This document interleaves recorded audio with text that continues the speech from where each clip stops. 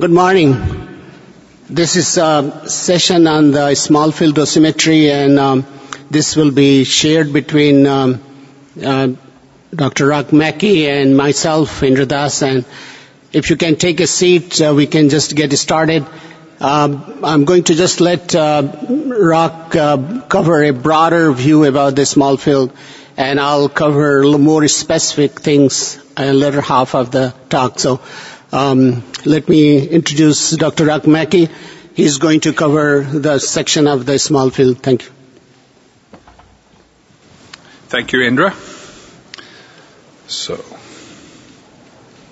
looking for the, oh, here it is. Oh, good. All right. So, the outline is essentially looking at the relevant issues for intensity modulated radiation therapy, which also uses small fields, stereotactic radiosurgery, and of course all forms of radiation that produce beams that are in some ways difficult to measure and difficult to model. So stereotactic body radiation therapy is the latest of these.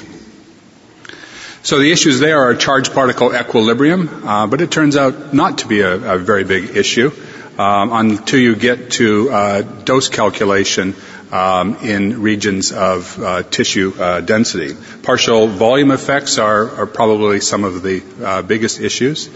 Perturbation effects for small chambers is something that is starting to be revealed as we want to have chambers that are smaller and smaller.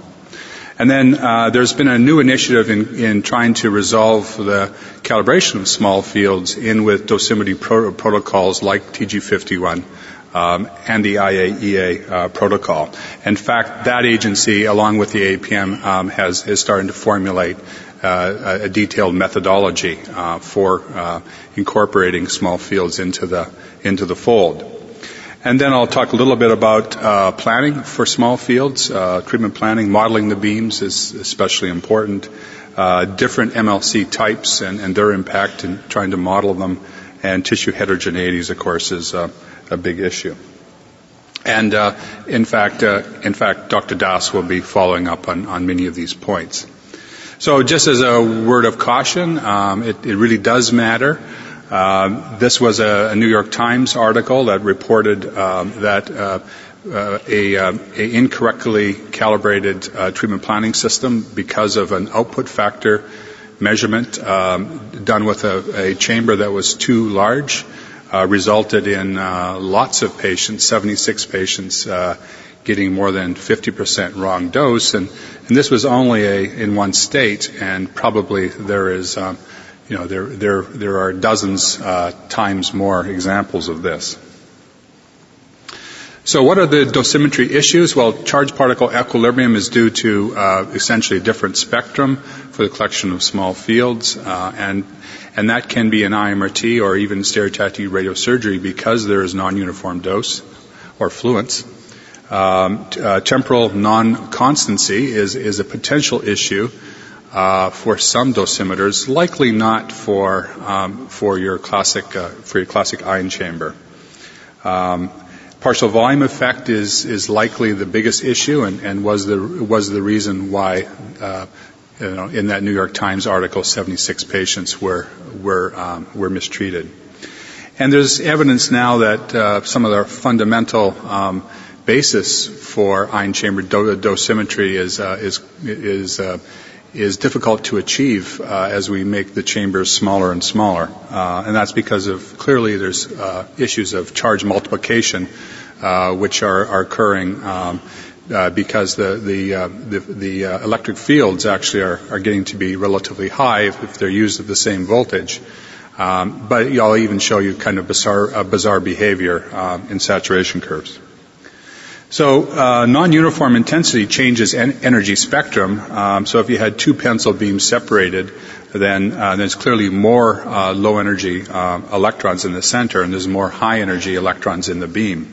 And so this does lead to issues. However, they actually tend to be small. The mass collisional stopping power is relatively invariant. with respect to the electron energy. And so in actual practice, if you compare a large 10 by 10 field or smaller fields, there is not that much change in the stopping power ratio. So we're talking about something that are around 0.3%, things that Cal Labs are really worried about, but probably clinical dosimetrists aren't. Lots of people have worried in the past about the temporal non-constancy. In classical radiation therapy, we were delivering all of the dose to a cell or a voxel or a ion chamber at the same time. And is this an issue? So clearly, some forms like tomotherapy, it's being delivered relatively quickly. In other forms of intensity modulation, they're being delivered relatively long. And that's true of stereotactic radiosurgery as well. There's just a different view of it, in that from the point of view of a point, the radiation is being delivered relatively quickly in some systems, and other systems it's being spread out over a long time. And this doesn't seem to be an issue in ion chambers. And in fact, if you look at the comparison between cobalt-60 and a LINAC, there you get much higher effects, 1,000 times higher dose rate effects. So there probably is few issues we really have to worry about for conventional ion chambers, but that may not be true for, say, chemical dosimeters that could have some temporal dependence. Indra is going to talk a lot about the partial volume effect, show that, if you have an ion chamber that is too large for the resolution of the beam, you are going to be measuring output factors that are wrong, frankly, because they're not being fully irradiated by the beam.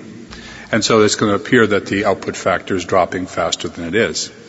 So clearly, to make output factors of very small field sizes, one has to go to something other than an ion chamber, to a diode, to a diamond, or even use film. Just to show you, this is a brave report by one vendor that showed a comparison between an 18 by 18 radiosurgery output factor and a 6 by 6. And clearly their users, these are samples from their users, clearly they had been measured differently. And clearly the outliers are the issue here. So this does lead to a factor of 2 change in the beam calibration. And in fact, the direct result of issues with accidents that get reported in things like the New York Times. So there's reasons for the drop in the output factor with small fields. A small one is the backscatter into the monitor unit from the beam-defining jaws. There is reduced scatter, but those are relatively small effects. Electronic disequilibrium is obviously an effect, but so is obscuration of the source. And it turns out obscuration of the source is probably the biggest effect. Let's take a look at backscatter into the monitor chamber. This is an effect. It probably is something on the order of a 1% or 2 as you get down to small field sizes. Relatively well behaved, though. One of the largest effects is just the fact that the source, as one gets down to small field sizes, is being clipped. And so the number of photons available in the surrounds of the ion chamber or the patient at a point in the patient is fast reducing, because the source isn't a point source, is an extended source. And as shown here, one of the ways that one can actually determine what the source size is actually by doing Monte Carlo simulation of what would in fact be the output factor as you change the effective size of the source, and compare that with measurement. And this is for the CyberKnife, and it shows that probably the effective source size for a CyberKnife is around 2 millimeters in size. One of the issues, of course, in small fields is, or in fact in all dosimetry, if you're using a system without a field flattening filter, and there are some, CyberKnife is one, tomotherapy is one, And there are new Linacs that also have the ability to take out the field flattening filter. When you do that, the field isn't uniform, and you're going to have to account for fluence averaging through the ion chamber. And this shows, for example, that if you wanted to achieve if you wanted to have flatness within 1%. On a CyberKnife, and this would be virtually identical with a tomotherapy at 6 MV and a Linac at 6 MV, that you really can't have anything larger than a centimeter to achieve 1% uniformity in irradiation. One of the things that as you would like to do as you get smaller and smaller fields is still use ion chambers. And this shows that as you get smaller and smaller field sizes, or smaller and smaller detectors, you are starting to see responses that aren't quite what we're used to. I should point out, though, that the scale here is 1/1000th of a percent. But it still is showing that there are starting to be some behaviors that we don't expect from ion chambers. So if we look at a classical farmer chamber as we do a saturation curve, it's nice and flat. As we increase the voltage, we effectively get a constant amount of recombination of ions. As they get to be a little smaller, we get a clear sign that there's charge multiplication going on, not that serious. And don't forget, the electric field is getting a lot higher if you at the same voltage. The distance between the electrodes is smaller, and so the electric field is going up, and you're starting to have parts, especially depending upon how small the radiuses of curvature of the electrodes are, points where charge multiplication could occur if there's free electrons. And there's always some amount of free electrons even in an electronegative gas. And then you get very small chambers that show quite bizarre effects.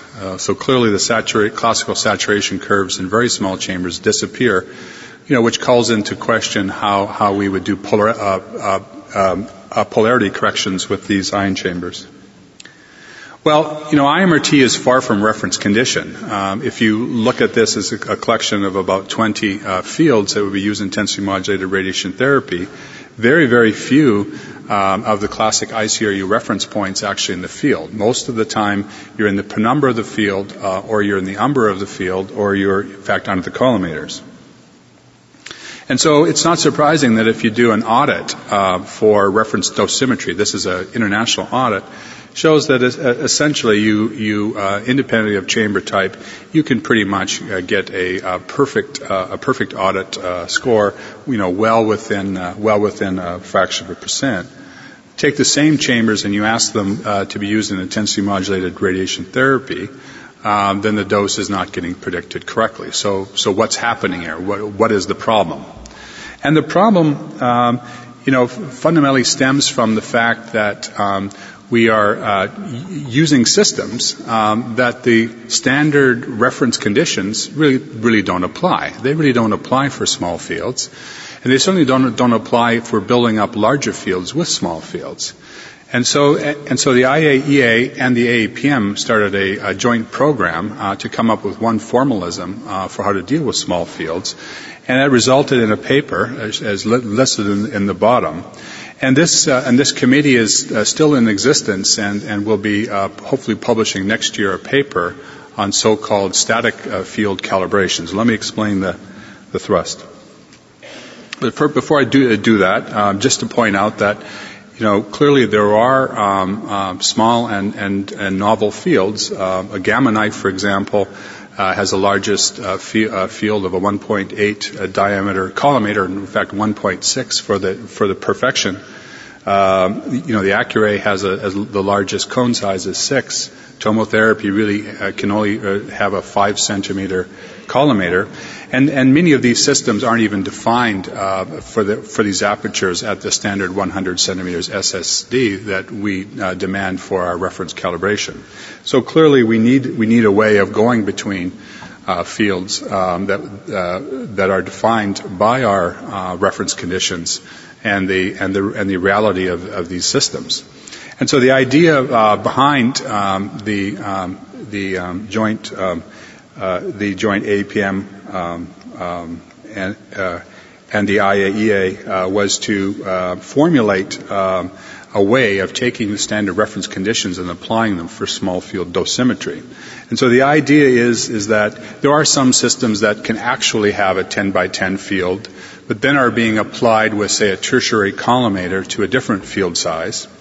And there are some that actually can never have that classical 10 by 10 field defined at 100 centimeters SSD. And there you have to think of viewing as what is that hypothetical 10 by 10 reference field if it existed. And so the formalism really then was broken up into two parts. One was a static field calibration, in which case you added another KQ factor, if you like, so a factor that had a machine-specific reference. So, for example, on a CyberKnife, that would be a 6 centimeter diameter. And the manufacturers would be suggesting other recommended machine-specific references. Then what you would essentially do is ideally you would then calibrate it if you had the ability to actually have a real 10 by 10 reference field. But if you didn't, then you'd probably stuck with Monte Carlo determination of what the KQ machine-specific reference field factor was. And so in the case of Monte Carlo then, one sets up a simulation of the real specific chamber volume, and then compares that to the calibration specific point in this hypothetical field size. There's also issues that you can't necessarily just have a few finite fields or one finite field, but some fields, some systems intrinsically use composite fields. And so it is possible then to define a composite field calibration. And in fact, some vendors like tomotherapy prefer to have their calibration based on composite fields rather than a single static field. So the working committee is actually going to be publishing first on a series of KQ corrections for this effect, MSR KQ versions next year, and then the composite field calibration will be worked on after that. So just to give an example, there has been other works in this area, going back in tomotherapy to 2005, that showed that effectively the KQ here, the effective KQ, which is basically the product of KQ and KQ for the machine-specific reference conditions, can be found by the standard protocol where one determines the percent depth dose and then looks up. And I point out here that the little box shown on the left is expanded in the right, and so we're really looking at a correction that is very small.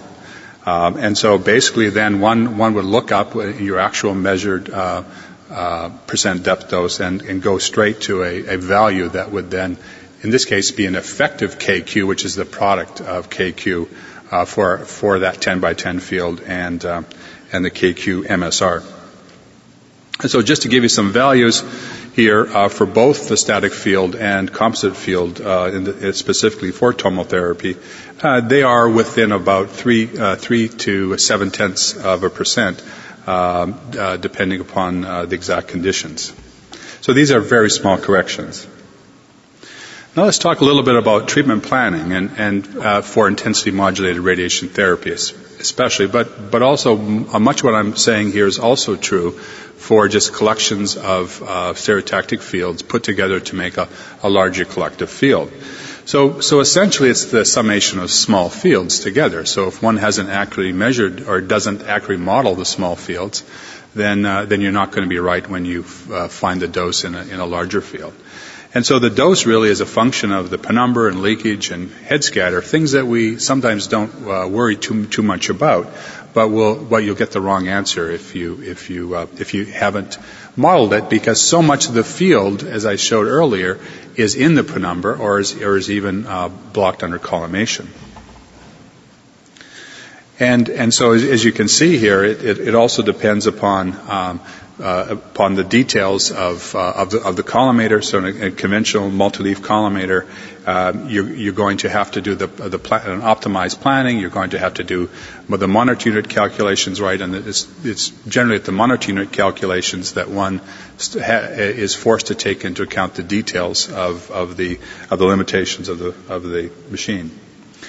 And if you look back at the old classic phantom scatter factor, and remember that we used to think about extrapolating that down to a zero field size and say, well, this is the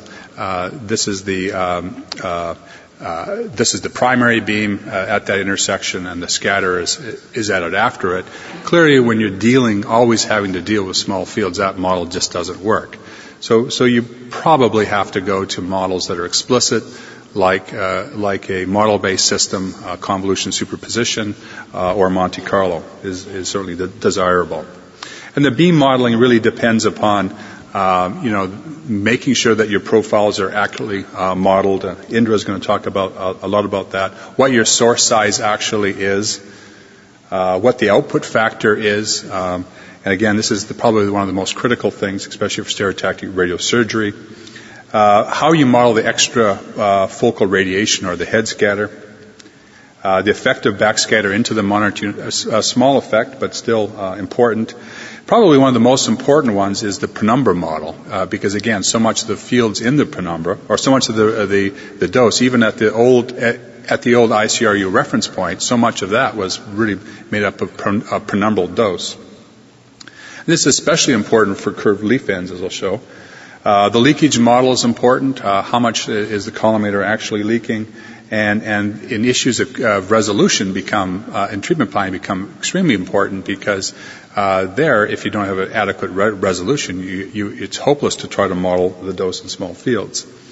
Well, leaf penumbra is very important, especially for curved leaf ends, because if you can't model how the dose is extinguishing in a relatively large area between that defined by the light field and that defined by, for example, the 50% transmission, then you're not going to get the dose right. And when IMRT started, much of the errors associated with dosimetry were due to poor models of the leaf penumbra. They're much better.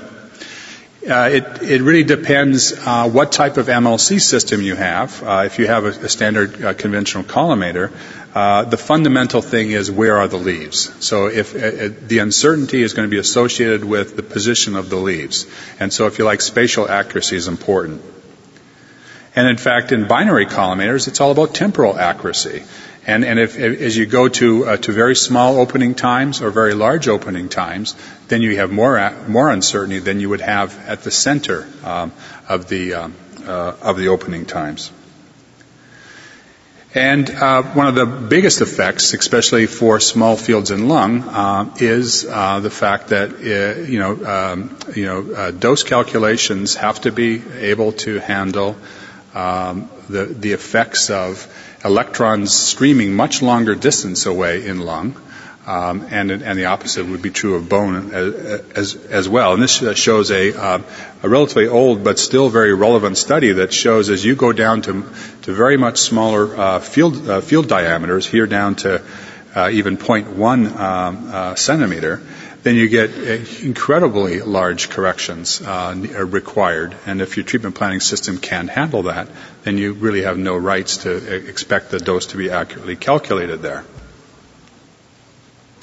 So just to end again with another cautionary tale, as you worry about some of the nuances of correcting for 0.3% up to 0.7%, don't worry. Don't forget about the big effects. And this was a big effect that can happen in stereotactic radiosurgery if the jaws aren't fully encompassing the tertiary collimator.